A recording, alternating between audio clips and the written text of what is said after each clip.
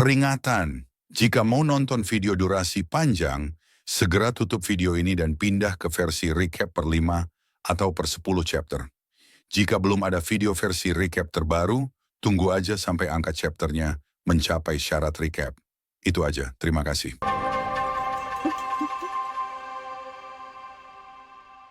Halo semuanya, selamat datang di channel Error. Kali ini, gue akan menceritakan lanjutan dari komik Freezing the World, I Built a Doomsday Safe House, Chapter 532. Sebelum itu gue mau membenarkan yang gue salah menduga di beberapa chapter sebelumnya. Karena gue lupa nama charnya. Yah, kakek udah tua cok gampang lupa. Hohoho. Yang ini namanya Seiichiro Jinguji yang gue panggil Takeuchi di chapter sebelumnya. Dan yang ini namanya Mayumi Takeuchi. Takeuchi. Namanya kek cowok kan? Marga keknya. Di akhir chapter sebelumnya, Tu Yunlie cuma bisa terdiam melihat Omen membunuh Meng Shucheng dan Li Guoqiang serta para bawahan mereka. Kali ini, karena tidak ada lagi yang perlu dia lihat.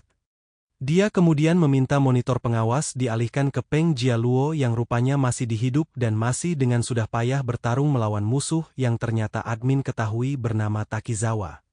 Fokuskan pengawasannya ke Peng Jialuo, ucap Tu Yunlie. Kemudian para pegawai yang bekerja di pusat komando wilayah Jiangnan pun memindahkan channel pengawasan berfokus ke Peng Jialuo. Baik, ucap salah satu pegawai yang bekerja di pusat komando yang langsung mengalihkan channel pengawasan ke kamera pengawas Peng Jialuo. Setelah channel pengawasan dialihkan ke Peng Jialuo, akhirnya diketahui kalau Peng Jialuo sendiri sedang bertarung melawan 2 orang. Peng Jialuo 1 lawan 2. Aku ingin harap dia bisa mendapatkan informasi yang berguna. Ucap Tu Yunlie setelah melihat monitor pengawas difokuskan menampilkan pertarungan Peng Jialuo. Dalam pertarungan itu, Peng Jialuo mencoba bertahan dari serangan Takizawa yang terus-terusan melemparkan koin berisi kekuatan listrik yang dia sebut meriam elektromagnetik super. Meskipun admin tidak melihat koinnya lagi cuman percikan kilat warna biru saja. Dalam pertarungan itu, Peng Jialuo yang menyadari kalau dia tidak bisa menggunakan kemampuannya sepenuhnya karena gangguan dari Nanko yang bersembunyi, berpikir untuk menyerang Nanko terlebih dahulu. Tapi di saat bersamaan dia juga harus mengatasi serangan dari Takizawa. Di balik salju, Nanko yang bersembunyi dan menyerang Peng Jialuo dari jauh menyadari kalau pertarungan langsung Takizawa dan Peng Jialuo lebih berat ke Peng Jialuo. Berpikir untuk menyerang Peng Jialuo dengan serangan yang lebih kuat, karena jika tidak ada kemungkinan Takizawa akan kalah, meski Mayumi sudah meramalkan mereka menang. Kalau seperti yang diramalkan Mayumi, harusnya yang menang adalah aku dan Yoshi. Ucap Nanko yang mengawasi pertarungan dari baik tumpukan salju.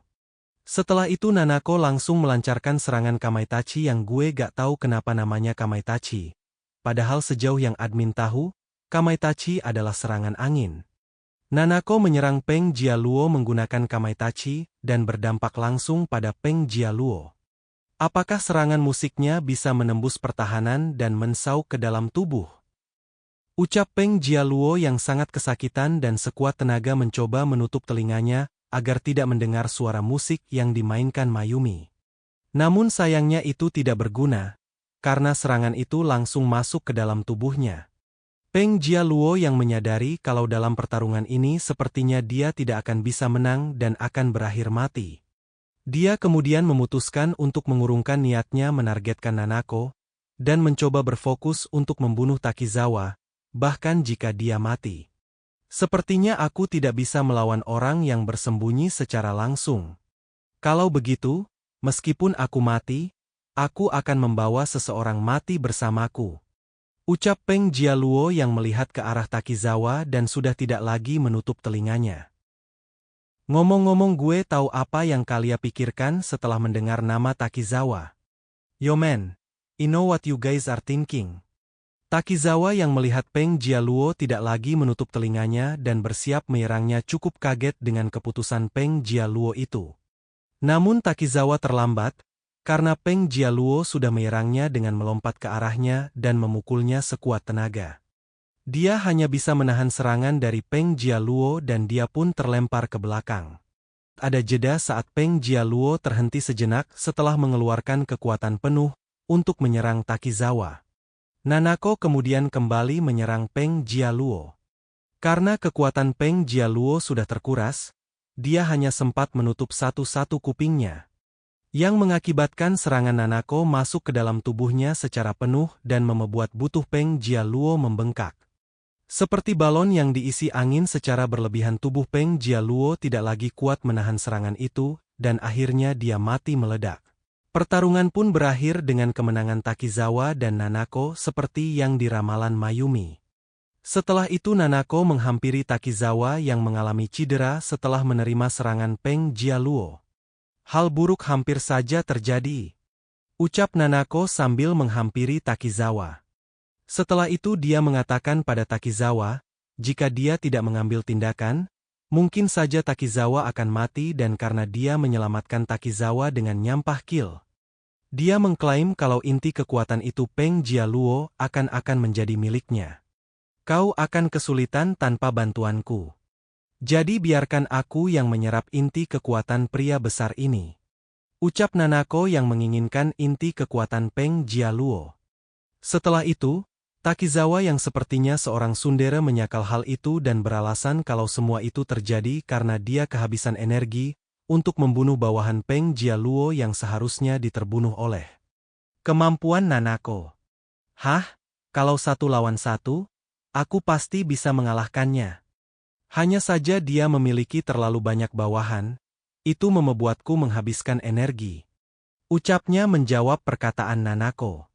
Nanako yang mendengar itu dan sepertinya berkepribadian kekanak-kanakan, menegaskan sekali lagi kalau dialah yang paling berjasa dalam membunuh Peng Jialuo. Ayolah, kemampuannya mengalahkanmu, dan akulah yang mengalahkannya. Jadi akulah pemeran utama dalam operasi ini, ucap Nanako sambil menjulurkan lidahnya dan menutup sebelah matanya. Setelah mendengar itu Takizawa hanya bisa menerimanya dan mengatakan kalau di misi selanjutnya, dia yang akan menyerap inti kekuatan musuh. Lain kali inti kekuatannya akan menjadi milikku, kata Takizawa yang sudah pasrah. Singkat cerita, setelah semua pertarungan itu, Tu Yunlie yang mengawasi semuanya dari kantor pusat wilayah Jiangnan hanya bisa terdiam melihat monitor yang kini hanya menampilkan gambar semut, hanya bisa terdiam menatap monitor. Karena jika tidak ada lagi gambar yang bisa ditampilkan monitor pengawas, itu artinya semua orang yang mereka kirim sudah mati tanpa ada satupun yang selamat. Ngomong-ngomong, kenapa disebut layar semut ya? Padahal gak mirip semut. Oke, lanjut. Beberapa saat setelah Tu Yunlie terdiam menatap monitor, seseorang pegawai pusat komando kemudian bicara padanya untuk melaporkan kalau semua orang yang mereka kirim ke kota Linhai sudah dimusnahkan oleh anggota Ronin Eclipse Moon. Laporkan. Ke-10 kelompok tim mutan dikirim sudah dimusnahkan. Komunikator telah menerima data analisis pertempuran antara 10 kelompok tim mutan dan anggota tim Eclipse. Kata pegawai pusat komando itu melaporkan situasi pada Tu Yunlie sambil menunjukkan flash disk di tangannya untuk diserahkan pada Tu Yunlie. Tu Yunlie yang tidak menduga kalau semua orang yang dikirim oleh wilayah Jiangnan akan dimusnahkan secepat itu hanya bisa terdiam mendengar laporan dari pegawai itu. Setelah beberapa saat, Tu Yunlie kemudian berbalik dan mengatakan kalau dia akan menghadap Panglima Zhu Zheng untuk meneruskan laporan itu. Aku mengerti. Aku akan lapor masalah ini ke Panglima Zhu Zheng. Kalian teruslah mengawasi, ucap Tu Yunlie sambil berjalan, berniat meninggalkan ruangan pusat komando dan menghadap Zhu Zheng. Baik, ucap pegawai pusat komando itu menjawab perkataan Tu Yunlie. Ngomong-ngomong, flash diska gak diambil Cok? Kasian Bet. Kemudian chapter 532 pun berakhir. Kata-kata hari ini adalah hal-hal yang dilakukan dengan niat jahat dan kebohongan, serta merugikan orang lain tidak akan berakhir baik, iakan Zhu Zheng. Jangan lupa klik tombol like dan tinggalkan komentar kalian, guys. Jangan biarkan kolom komentar kosong. Kalau kalian punya kritik dan saran, ketikkan di kolom komentar. Itu aja. Adios.